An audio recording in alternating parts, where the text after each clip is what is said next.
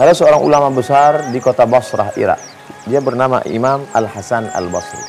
Kalau dalam kitab kita membaca Waqala Al-Hasan, yang dimaksud Hasan adalah Al-Imam Al-Hasan Al-Basri. Dia punya seorang tetangga, non-muslim, tidak seagama, tidak seakidah dengannya.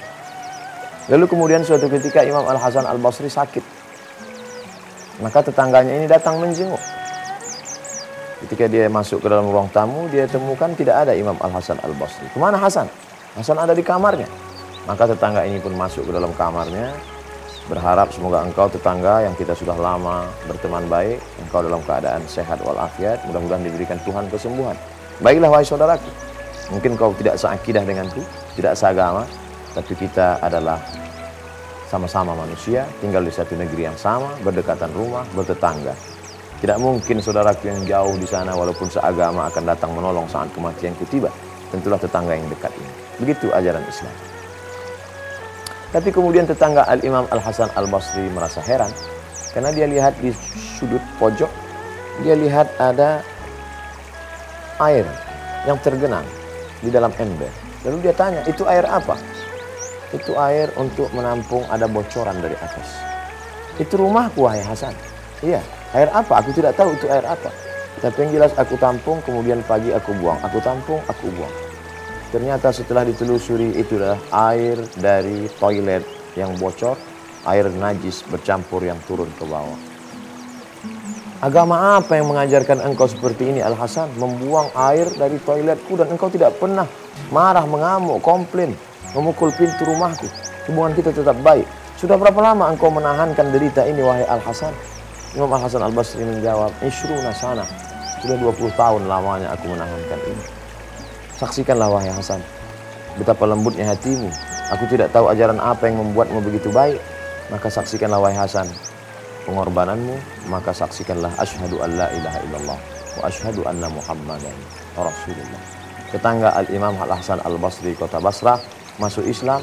Tidak pernah Imam Al-Hasan Al-Basri datang marah dan mengatakan, hai penghuni neraka jahanam, kalau kamu mau selamat maka ucapkanlah asyhadu an la ilaha illallah wa asyhadu anna Muhammadar Rasulullah.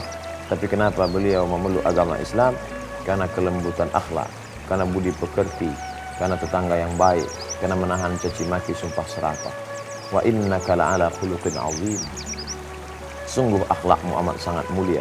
Begitu pujian Allah Subhanahu wa taala kepada Nabi Muhammad sallallahu alaihi wasallam. Apa yang dilakukan oleh Al-Imam Al-Hasan Al-Basri selama 20 tahun ini? Dari mana dia ambil?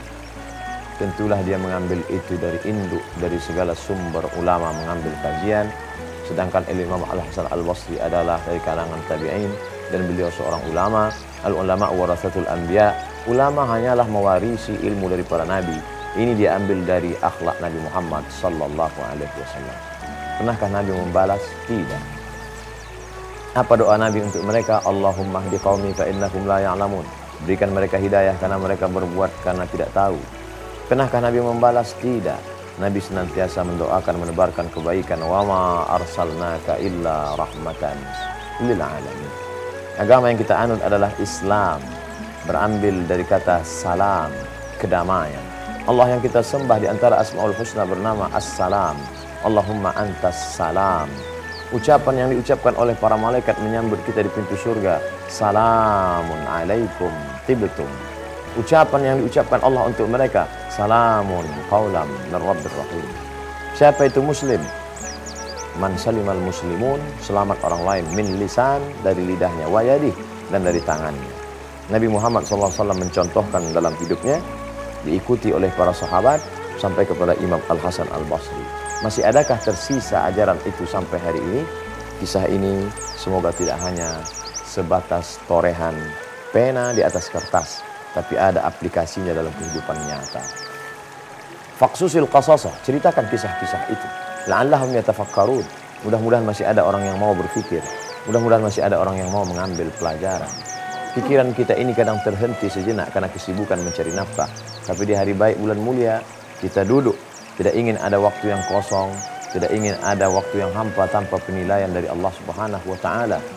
Sampai-sampai pada saat menunggu berbuka puasa, pada saat dikabulkannya doa, tontonan menjadi tuntunan, kebaikan menebarkan keselamatan, kita ingin mengambil pelajaran berharga dari seorang ulama yang andai hidup saat ini mungkin sudah 1300 tahun yang lampau. Al-Imam Al-Hasan Al-Basri menebarkan kebaikan pada tetangga, pada sahabat, pada kerabat. Ayyahdiyallahu bika rajulan wahidan. Satu orang dapat hidayah karena engkau, khairum min humurin na'am. Boleh jadi ketika menyampaikan ilmu pengajian di masjid, tidak ada yang mendapatkan hidayah. Semua hanya mencari ilmu pengetahuan. Karena ini sebatas ucapan-ucapan, kalimat-kalimat untuk orang yang sudah bersyahadat. Tapi betapa bukan dari ucapan, bukan dari kitab, bukan dari hadis, bukan dari ayat Al-Quran, tapi dari perbuatan real yang nyata, langsung dirasakan oleh tetangga. Mereka melihat itu dalam kehidupan Al-Imam Al-Hasan Al-Basri, tersentuh hatinya, lembut jiwanya. Pada saat itu maka ringan lidahnya untuk mengucapkan asyhadu an la ilaha illallah wa asyhadu anna Muhammadan Rasulullah. Apakah kita dapat melakukan itu? Jangan dijawab dengan lidah, karena begitu mudah menggerakkan anak lidah.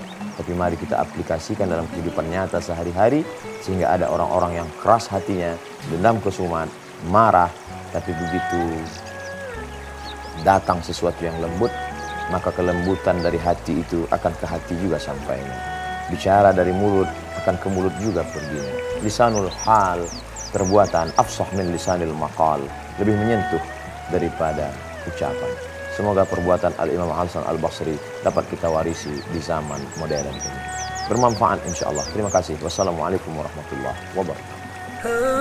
Assalamualaikum warahmatullahi wabarakatuh.